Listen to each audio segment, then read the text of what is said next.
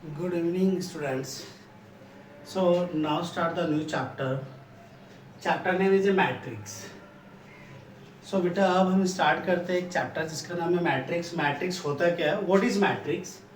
A rectangular arrangement of the m cross n object in a row and a column is called a matrix of a order m cross n. बेटा matrix क्या होती है कि आपके पास कोई element है, उन एलिमेंट का अगर हम अरेंजमेंट करते हैं एक रेक्टेंगुलर ब्रैकेट या के अंदर, ब्रैकेट के अंदर रेक्टेंगुलर है ना, a rectangular arrangement of m cross n object, कि आपके पास कोई ऑब्जेक्ट है और हम उनका अरेंजमेंट करते हैं एक रेक्टेंगुलर ब्रैकेट के अंदर, तो वो क्या होता है?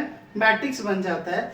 और उसके अंदर क्या होना चाहिए? Row and column is called a matrix. जैसे जो इसमें अरेंजमेंट होता है रो एंड कॉलम के अकॉर्डिंग हम अरेंजमेंट करते हैं, तो वो क्या कहलाता है? आपका मैट्रिक्स कहलाता है. और मैट्रिक्स को m क्रॉस n की फॉर्म में हम डिनोट करते हैं. This are a order of matrix. ठीक है. सो बेटा मैट्रिक्स रो एंड कॉलम. अब बात करते हैं बेटा जो आपके पास हॉरिजॉन्टली से बनेगी, यानी हॉरिजॉन्टली का मतलब बेटा क्या है कि a11, a12, a1n and what is a row. इसे हम रो से डिनोट करते हैं. और a11, a21 and amn is a vertically. ठीक है. जो वर्टिकल बना है उसे हम कॉलम से डिनोट करते हैं. जैसे r1, r2, r3, r4 and dot dot rm. ये क्या होगा बेटा? c1, c2, c3, c4 and dot dot cn. These are row and these are column. तो यहाँ से मैट्रिक्स ही पढ़ सकते हैं बेटा. रो मैट्रिक्स क्या होती है कि अगर हम बात करते हैं 1 2 3 है ना 4, this is 1 2 3 4, this is row matrix. इसे हम रो से डिनोट करते हैं. और बेटा कॉलम मैट्रिक्स क्या होते हैं? This is 1 2 3 4, this is column. हम ये भी बोल सकते हैं बेटा रो मैट्रिक्स की अगर बात करें तो रो मैट्रिक्स क्या होती है? This are order of the row matrix. तो रो कितनी है? 1 एंड कॉलम 1 2 3 4. ठीक है. This is a row matrix. जिसमें रो मैट्रिक्स क्या होती है? जिसमें आपके पास एक ही रो, वो क्या कहलाती है? रो मैट्रिक्स कहलाती है. ऐसी कॉलम मैट्रिक्स की बात करें बेटा कि आपके पास रो तो 4 है, 1 2 3 4 एंड ए कॉलम इज 1. तो कॉलम मैट्रिक्स क्या होती है? जिसमें कॉलम 1 हो तो वो क्या कहलाता है? आपका कॉलम मैट्रिक्स कहलाती है. क्लियर है?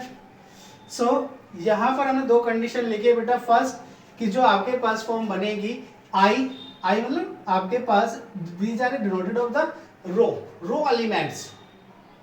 ठीक है. आई क्या करता है? रो एलिमेंट्स को डिनोट करता है.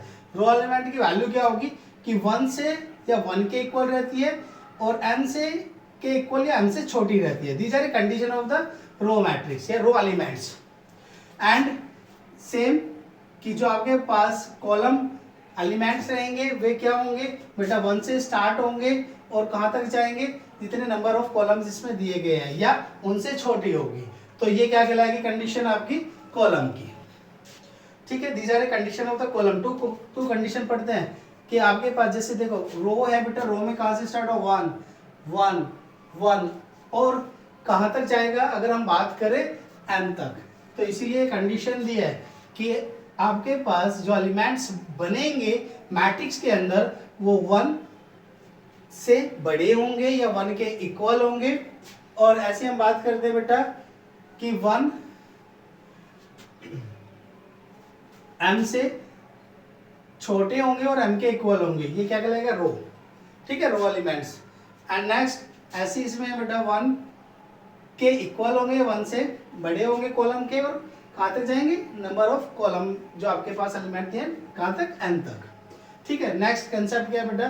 The matrix is denoted by the capital letter.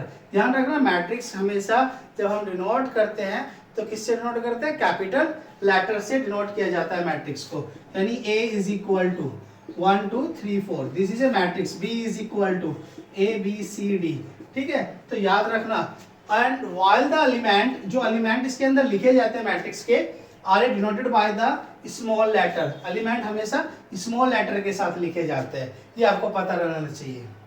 ठीक है. And next Aij is the element in the ith row and jth column. बेटा जब आप एलिमेंट शो करते हैं Aij है ना, तो यानी I किससे डिनोट करता है? रो को. और J किससे डिनोट करता है? कॉलम को. ये भी आपको पता रहना चाहिए. ठीक है. वही चीज ये कह रहा है कि जो एलिमेंट्स बनेंगे ith तो डिपेंड करेगा रो के ऊपर और jth डिपेंड करेगा कॉलम के ऊपर। aij is the ijth element.